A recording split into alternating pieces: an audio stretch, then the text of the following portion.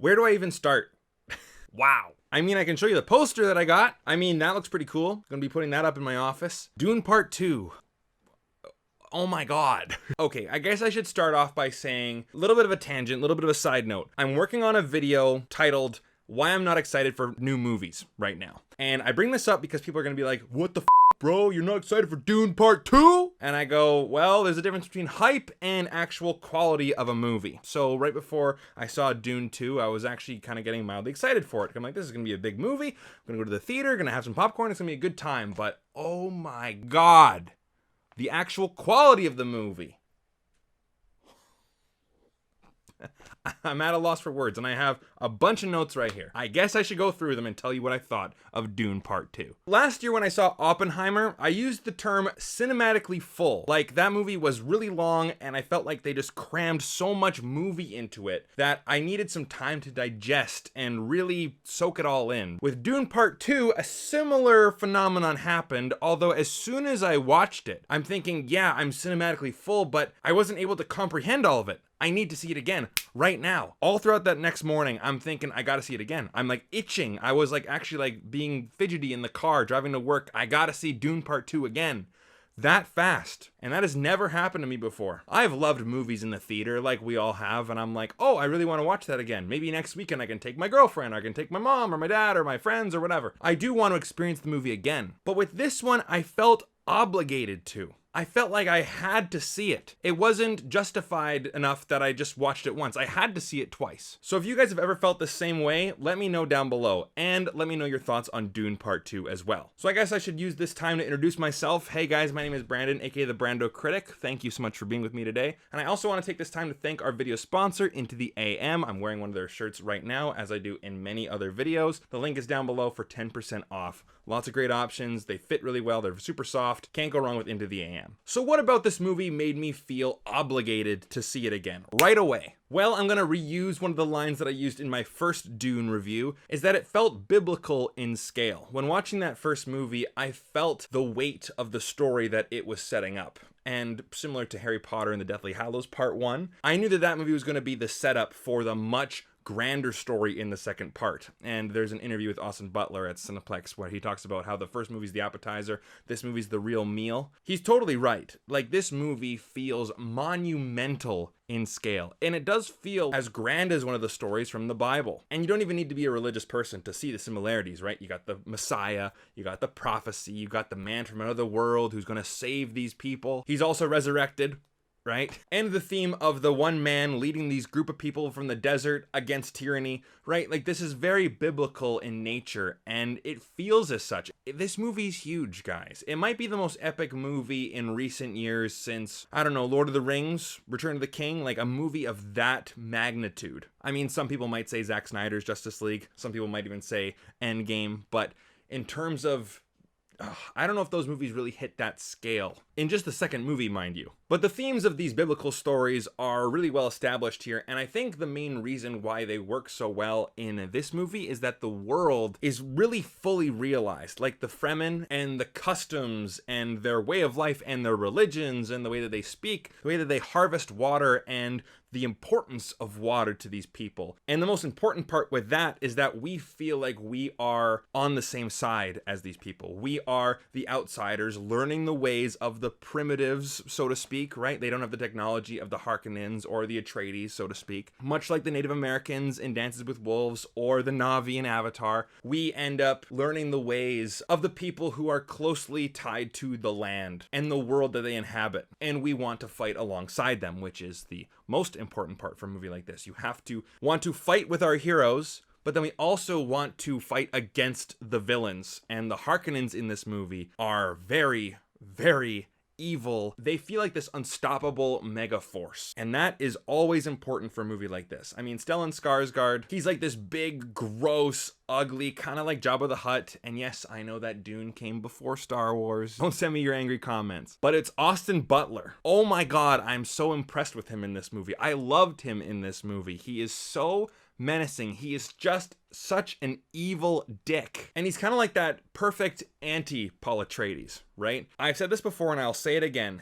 If a villain poses no threat to the audience, then there really is no reason to get invested in the stakes, because there aren't any. Austin Butler and the Harkonnens in this movie feel like this force. It's like, how are you going to defeat these people? Thus getting us more invested in the story. And that's another thing too, like the Dune world and the Dune stories have so much lore. It's really intricate and complex, I guess complex for me, right? Like I have not experienced the Dune world outside of the movies, the more recent movies. And, you know, I'm not the best reader in the world, I'll admit that, but even I want to give the Dune books a try, at least the first one. It might take me a year, but, you know, I'll get through it, and I really want to try. You guys can make fun of my reading down in the comment section down below. It might take me a year to read those two. But as for the presentation of the movie, the cinematography is absolutely astounding, and I've said this in many other videos too. Visual effects don't really impress me anymore because we have seen technology just reach these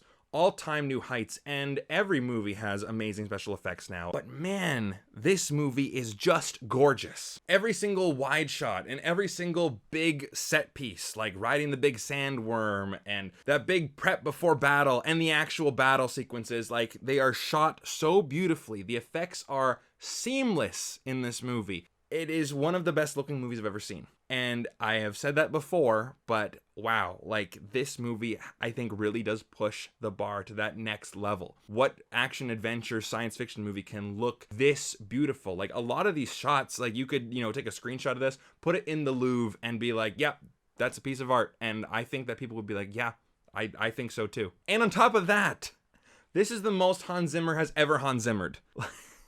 Like what a huge, bombastic, loud, epic score. And people have even asked me, like, is there like a theme in like all of your favorite movies of all time? And I've always said the score always feels like this out-of-body experience whenever you listen to it. And that hasn't happened in a while, but Dune Part 2's score, like it just hits all those perfect beats at all the perfect moments. The slower, more intimate moments, the romantic moments, the more tense and scary, quote unquote, scary moments, at least the moments where the villains are being really intimidating. That works. The battle sequences, the epic speeches, the prophecy coming to life, like all that stuff, just the score fits perfectly. Now, some people will say that this movie is too long, and because of that, it's boring and it sucks.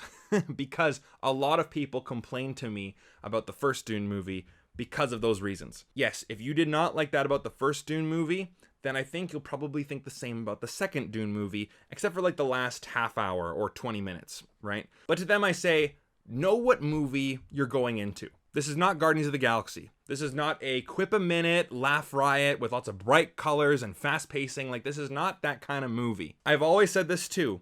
A movie can be as long as it wants if it uses its runtime effectively. Yes, this movie is much longer than your standard 2-hour movie. However, I think that this movie really does take advantage of the 3-hour runtime. It takes its time to establish character and the relationship between Paul and Chani. And by the way, two things to that. One, isn't it nice to actually see like a love story take place in one of these movies? I feel like we haven't had that in a long time. And two, if you guys know me at all, there's certain actors that we all have that we just don't like for whatever reason. Timothée Chalamet was always that actor to me. I don't know what it is. Maybe it's because I went to film school and I saw a lot of actors in the acting class who were just really full of themselves and they just were really pretentious. And Timothée Chalamet looks like all those kids put in a blender, right? Like he's that good looking guy, but he's like, yeah, well, I'm so much better than everyone else. I mean, I don't know the guy personally, and I'm sure he's a wonderful dude. This was the first movie that actually made me like Timothée Chalamet. So yeah, that's just a personal aside, but I like that they have that relationship established and it feels authentic and it feels real and it takes time to establish the world and the story and the stakes and the emotion. And it's carefully laid out and set up for, honestly, one of the best third acts I've ever seen in a movie, ever. Now, I understand. I get annoyed as anyone when someone will see a movie, they walk out and they go, I loved it. It's the best movie ever, ever. And they say that to literally every movie ever. Like 2 weeks later, no, this one's the best movie ever. No, this one's the best movie ever. I get it. And I know that I sound like that right now. But honestly, guys, I think Dune Part 2 might be one of the movies of a generation. Like the next Empire Strikes Back. And you're going to hear that a lot. I understand that. It's going to be a cliched answer. But I really do think that this is one of the most monumental movies we've seen in a very long time. 5 out of 5 for me easy. It's the one movie where in the morning I was just itching to go see it again. It felt wrong to go to work the next day as opposed to going to the theater and watching it again. It felt physically wrong to do anything else but to watch this movie again. And that has never happened to me ever.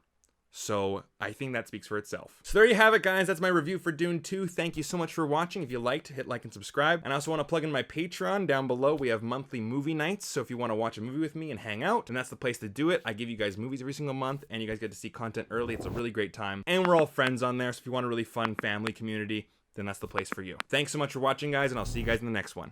Take care.